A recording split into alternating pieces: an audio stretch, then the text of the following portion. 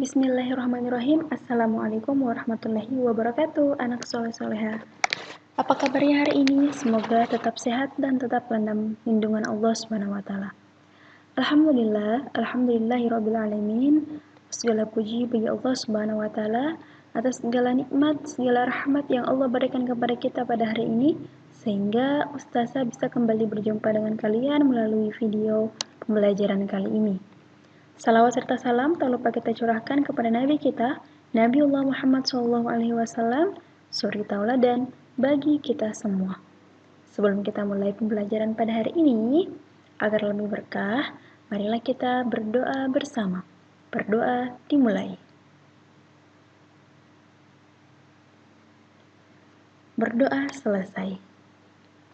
Nah, anak-anakku sekalian, hari ini kita akan melanjutkan pembelajaran kita pada tema 4 tentang hak dan kewajibanku, subtema 4, kewajiban dan hakku sebagai warga negara, pembelajaran 1 dan pembelajaran 3. Nah, tujuan pembelajaran kita pada hari ini, yang pertama adalah murid mampu menuliskan ungkapan yang menyatakan masalah dan penyelesaiannya. Jadi, nanti kita akan menentukan yang mana yang termasuk masalah atau kalimat masalah dan seperti apa penyelesaiannya, serta saran yang diberikan seperti apa. Yang kedua, murid mampu menuliskan pasangan bilangan dengan hasil pembagian tertentu. Jadi setelah pada beberapa waktu yang lalu kita sudah mencari bagaimana pasangan penjumlahan, pengurangan, dan perkalian, sekarang kita akan mencari pasangan bilangan hasil pembagian. Dan yang ketiga, murid mampu membuat karya dengan teknik melipat. Nah, teknik melipat ini sendiri sudah kita pelajari pada buku sebelumnya ya. Ananda sudah usah beri tugas untuk membuat seni lipat kupu-kupu dan juga kepiting pada waktu itu. Nah, key konsep atau inti materi yang akan kita pelajari pada hari ini adalah tentang masalah dan penyelesaiannya. Jadi nanti kita akan belajar tentang apa itu masalah, apa itu kalimat masalah, apa itu kalimat penyelesaian. Nah, selanjutnya kita akan belajar tentang teknik melipat, tapi ini hanya akan review saja karena kita sudah pelajari di buku sebelumnya. Yang ketiga, kita akan mempelajari bagaimana cara mendapatkan pasangan bilangan dengan hasil pembagian tertentu. Nah, ambak atau apa manfaat bagi diriku?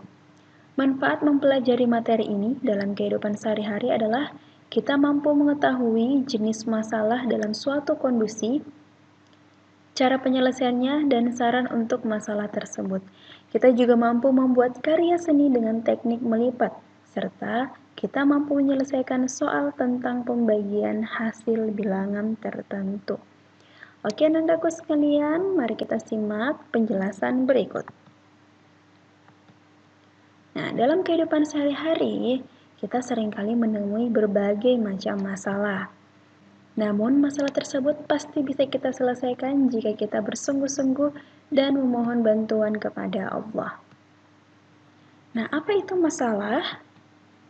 Nah, masalah adalah segala sesuatu yang tidak sesuai dengan keinginan dan harapan kita dan harus segera diselesaikan atau dipecahkan.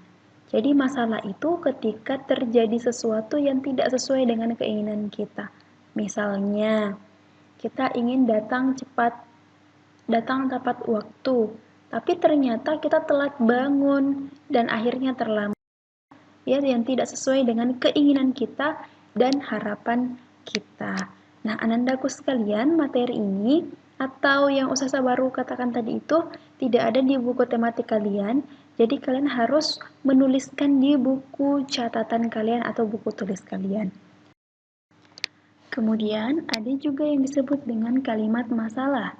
Kalimat masalah adalah kalimat yang mengandung permasalahan yang membutuhkan penyelesaian masalah atau saran. Kalimat masalah ini juga kadang diiringi dengan kalimat penyelesaian dan saran. Nah, jadi dalam sebuah percakapan ataupun kemudian dalam sebuah teks, biasanya terdapat sebuah masalah Nah, masalah itu yang disebut dengan kalimat masalah. Kalimat masalah biasanya diikuti dengan kalimat penyelesaian dari masalah ataupun saran. Nanti kita lihat contohnya bersama. Nah, kalimat penyelesaian itu apa?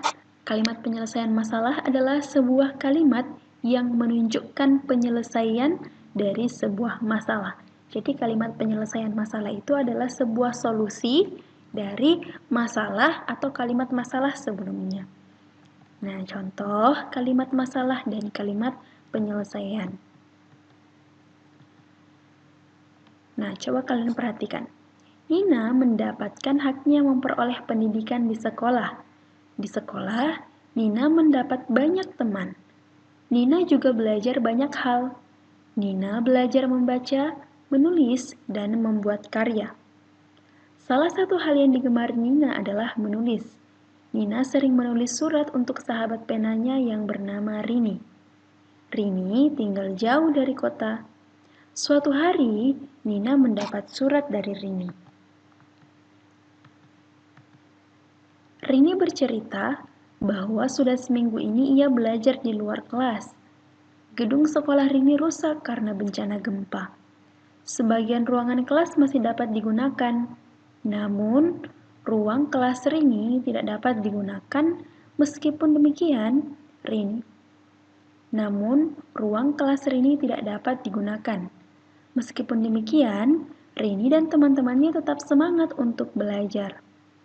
Nina merasa sedih membaca cerita Rini. Nina ingin membantu Rini.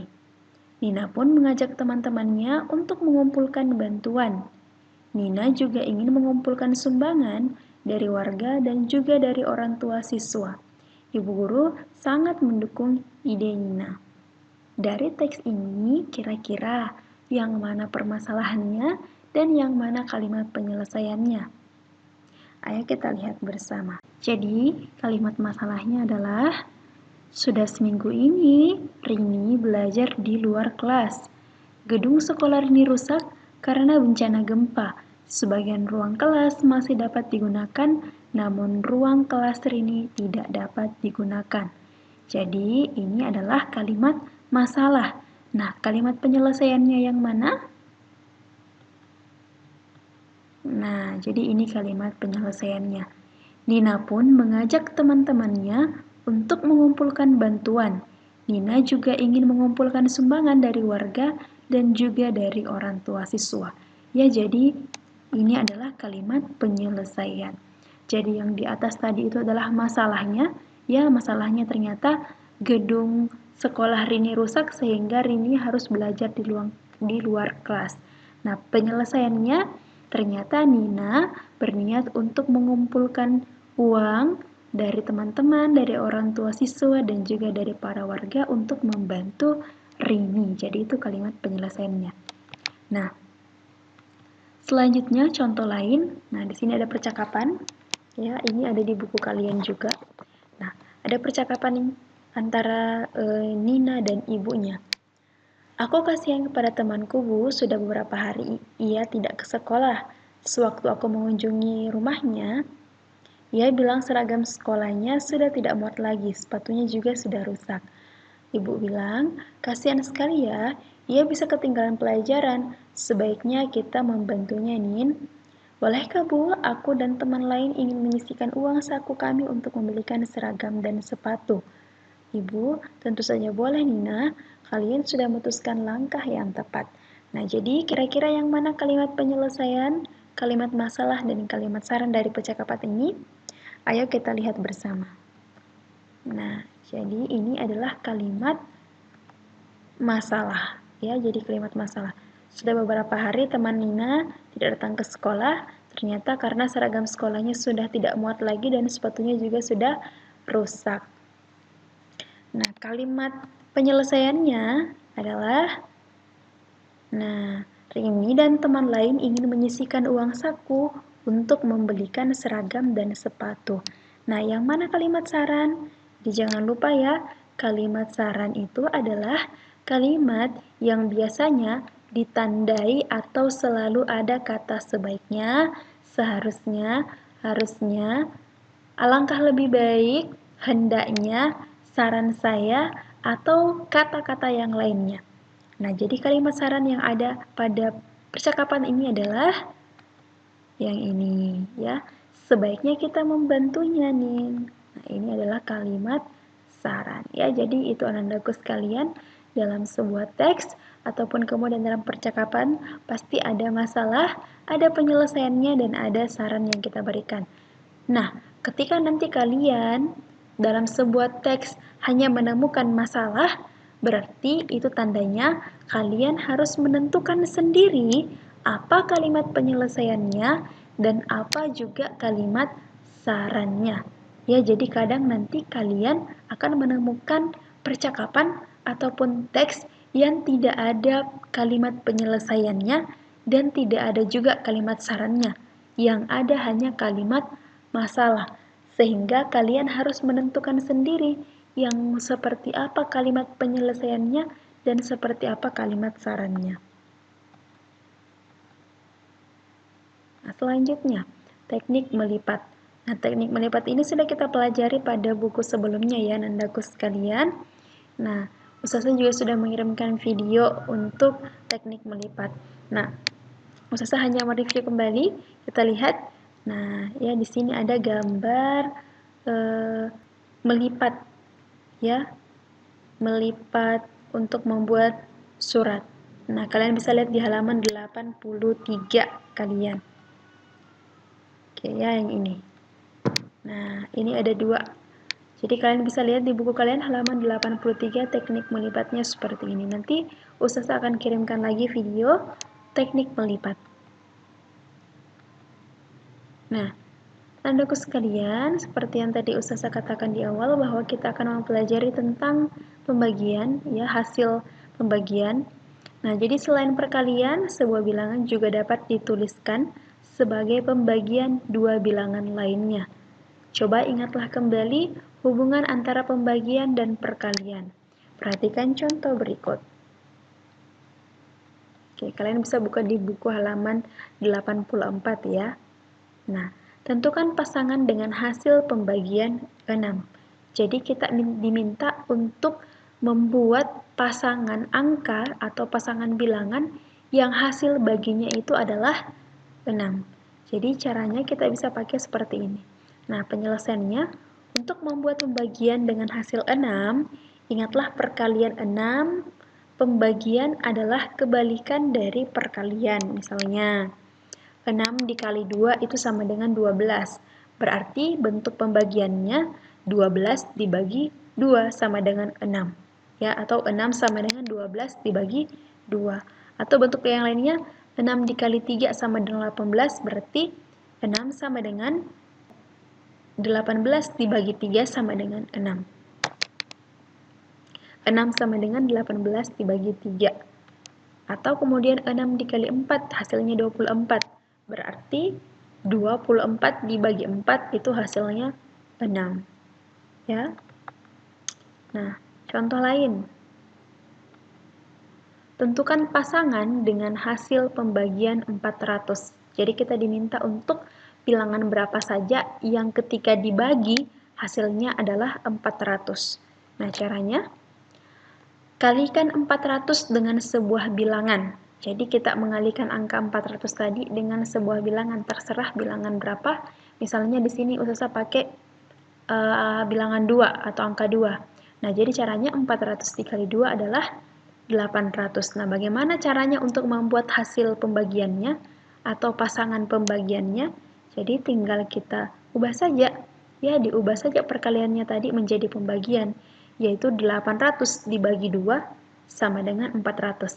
Sama seperti contoh yang pertama tadi. Jadi pasangan bilangan yang hasil pembagiannya 400 adalah 800 dan 2. Ya. Nah, misalnya seperti ini 400 sama dengan 800 bagi 2. Atau misalnya Ustazah mau pakai angka 3. Jadi Ustazah bisa ganti 400 dikali 3 itu sama dengan 1200.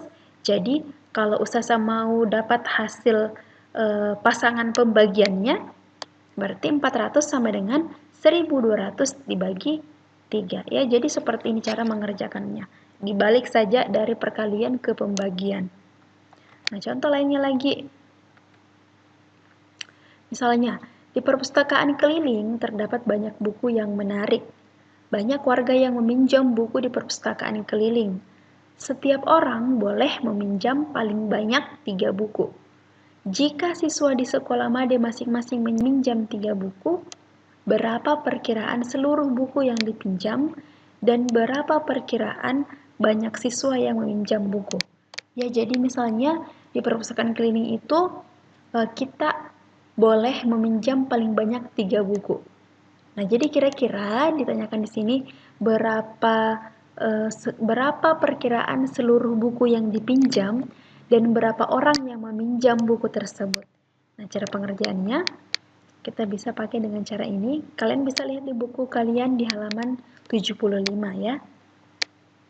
Nah, jadi jumlah buku yang dipinjam, banyak siswa yang meminjam buku dan banyak buku yang dipinjam setiap siswa. Jadi banyak buku yang dipinjam setiap siswa tadi kan 3. Ya, jadi kita mau cari ini pembagiannya seperti apa. Nah, misalnya di sini Ustazah pakai angka 20. Ya, jadi banyak siswa yang meminjam misalnya 20 orang. Jadi Ustazah tinggal kalikan saja 20 dikali 3 sama dengan 60. Berarti hasil yang di sini adalah 60. Jadi bentuk pembagiannya ya 3 sama dengan 60 dibagi 2. Atau misalnya Ustazah mau ganti banyak siswa yang pinjam buku 25 orang. Ya, jadi 25 dikali 3 sama dengan 75, berarti di sini bukan lagi 60 tapi 75. Hasilnya 3 sama dengan 75 dibagi 25. Jadi 75 dibagi 25 itu sama dengan 3. Nah, coba kita lihat. Nah, jadi ini yang Ustazah pakai. Ya, banyak orang yang meminjam buku.